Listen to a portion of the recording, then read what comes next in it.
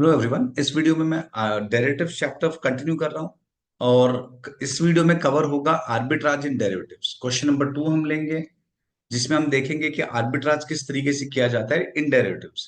Okay, the following data relates to Anand limited share price.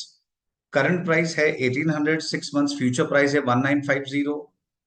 Assume it is possible to borrow money in market for transactions in securities at 12% per annum. You are required to calculate the theoretical minimum price of a 6 months forward purchase. हमें theoretical minimum price करना है forward का या future का, and to explain the arbitrage opportunity.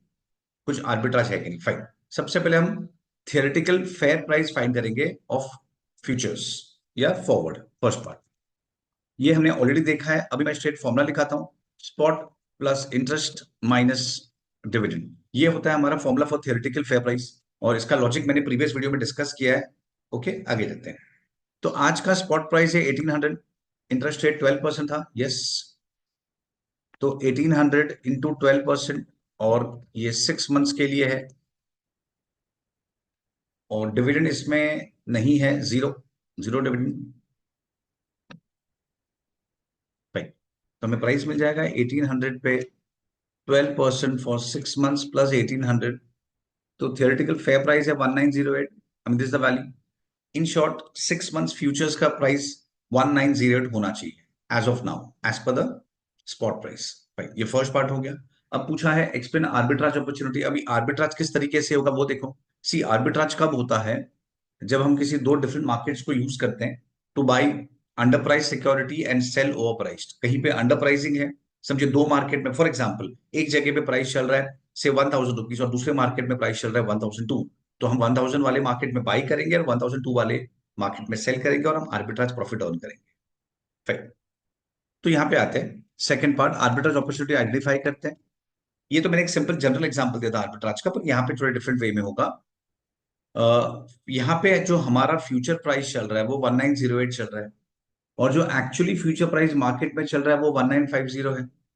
मतलब actual price ज्यादा है।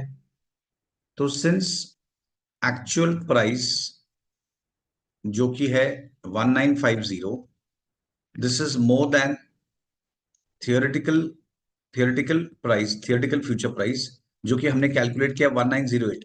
मतलब हम थियोरेटिकली बोल रहे हैं कि प्राइस 1908 होना चाहिए, वो उसका फेयर वैल्यू है, पर एक्चुअल प्राइस 1950 चल रहा है।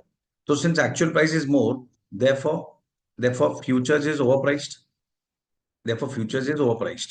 जो एक्चुअल प्राइस है वो ज्यादा है मार्केट में। अभी सिंपल लॉजिक है, जब कोई भी चीज ओवर प्राइस होती है, ज्यादा प्राइस होता है, तो हम क्या करेंगे? हम उसे सेल करेंगे। therefore we should sell future, therefore we should sell futures, that's it। तो ये हमारा स्ट्रैटेजी हो गया जहां पे हम फ्यूचर्स को सेल करेंगे। पॉइंट नंबर 3, हमारा स्ट्रैटेजी क्या होगा? स्ट्रैटेजी सेल फ्यूचर्स, हमें फ्यूचर्स में सेल करना है। एंड अब ये जो है, and by in cash market. हमें फ्यूचर्स में सेल करना है, पर हमें at the same time cash market में बाई करना होगा, अदरवाइज कंफर्म प्रॉफिट नहीं होगा। हमें कंफर्म प्रॉफिट चाहिए। फाइन। देखिए ये हमारा कैश मार्केट है और ये हमारा फ्यूचर्स मार्केट है। अब देखो कैश मार्केट में क्या प्राइस चल रहा है, 1800।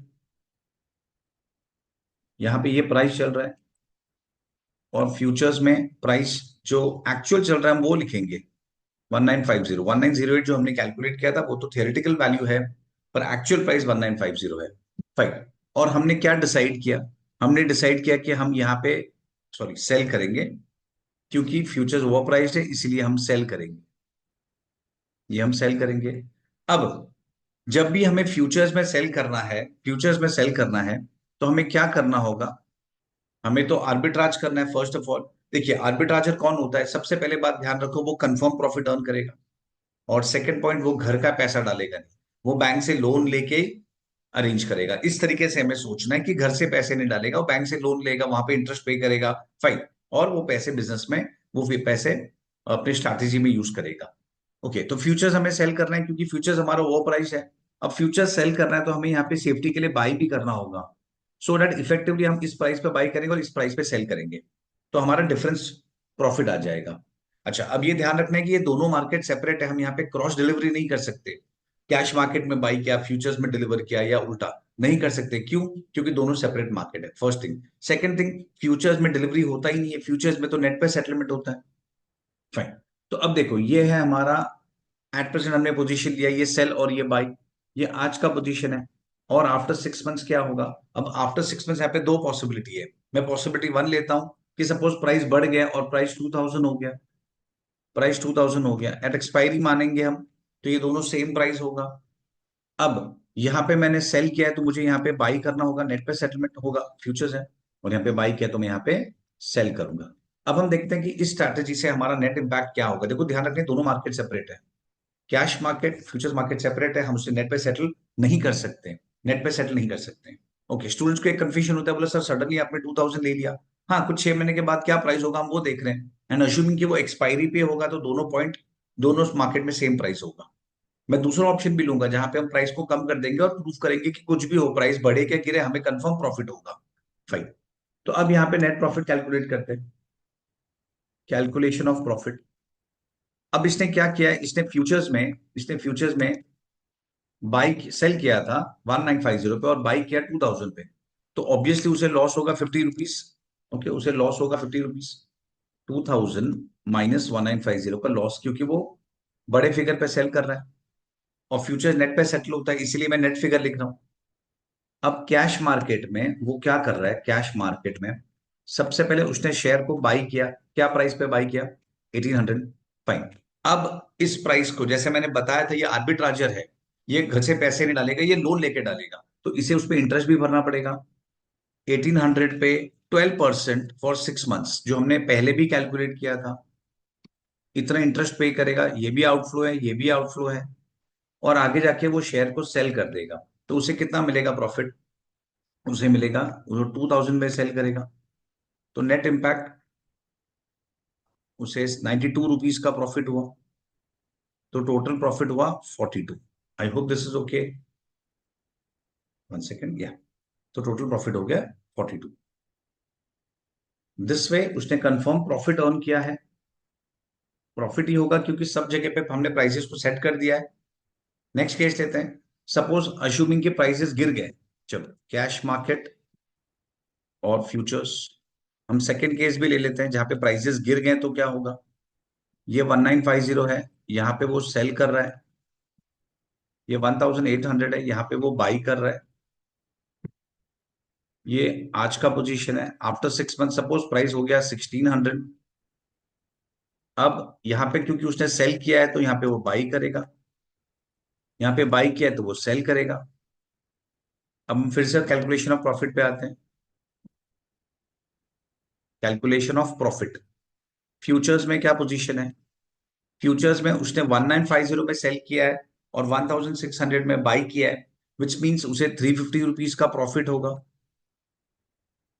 कैश मार्केट में उसने क्या किया है, डे वन पे उसने बाई किया है 1800 रुपीज में, ये आउटफ्लो है। इस पे उसे इंटरेस्ट लगेगा क्योंकि वो लोन लेके बाई करेगा। या ऐसे सोचो कि लोन नहीं ले रहा है तो खुद के पैसे डाल रहा है, ओके, तो फिर उसके खुद के पैसे पे इंटरेस्ट जाएगा, अपॉर्चुनिटी कॉस्ट, जो कि ऑब्वियसली 108 है। और फिर फाइनली वो उसे सेल करेगा और एट दैट टाइम प्राइस हमारा है 1600, तो उसे प्रॉफिट लॉस कितना होगा? उसे होगा लॉस 308 रुपीज का, नेट प्रॉफिट 42। That's it. देखो, under both the scenarios, price बढ़े कि प्राइस गिरे, उसका प्रॉफिट 52 कंफर्म है। अच्छा, नदर थिंग, ये 52 आया कहां से?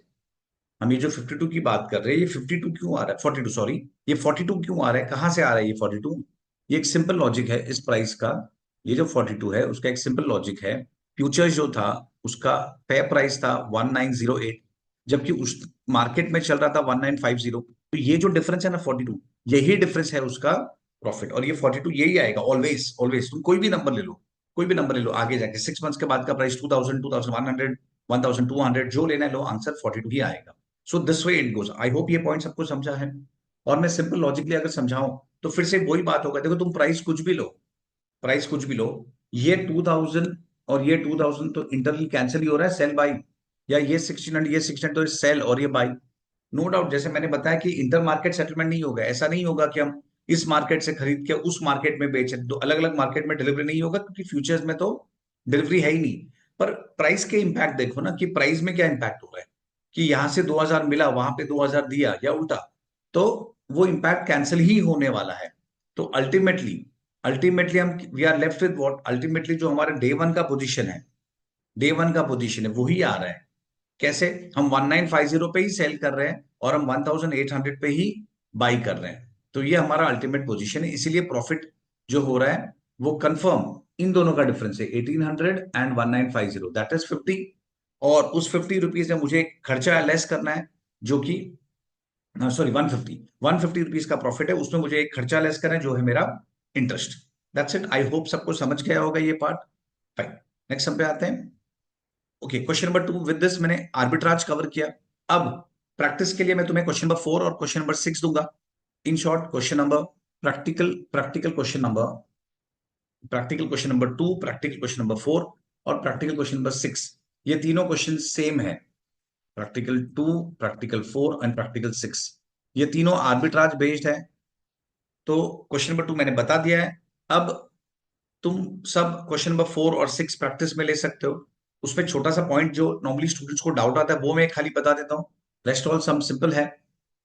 और वो पॉइंट क्या है, क्वेश्चन नंबर 4 में इसमें डिविडेंड है, एक्सपेक्टेड एनुअल डिविडेंड 25%। तो सबसे पहले दो बातें ध्यान रखनी है इसमें। एक, डिविडेंड जो कैलकुलेट होगा वो फेस वैल्यू पे होगा, क्योंकि ये डिविडेंड लिखा है, डिविडेंड यील्ड नहीं। देखो, जब डिविडेंड यील्ड वर्ड लिखा होता है ना क्वेश्चन में, तो वो हमारे कॉस्ट पे कैलकुलेशन होगा।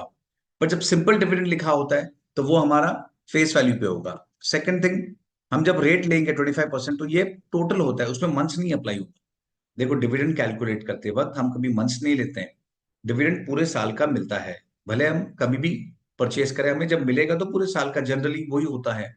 ओके, अनलेस अनटिल क्वेश्चन में वेरी क्लियरली कुछ लिखा हो तो, अदरवाइज हम एक साथ ही लेंगे, इसमें मंथ्स का इंपैक्ट नहीं लिया जाएगा।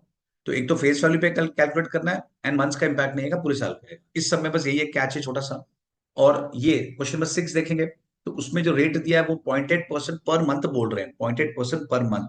तो हमें कंपाउंडिंग करना होगा, 3 मंथ्स का फ्यूचर्स है, तो इसमें हम ये फॉर्मूला यूज करेंगे, फ्यूचर्स इज इक्वल टू जो स्पॉट प्राइस होगा, प्रेजेंट प्राइस है spot price into 1 + r⁻n। Compounding, क्योंकि रेट जो दिया है वो 0.8% पर मंथ दिया है। I hope you all have understood. So question number 2, 4, 6, तुम ये तीन सम प्रैक्टिस कर, आई मीन 2 मैंने करा दिया है, 4 and 6 all can practise. Okay, चलो with this I stop the video.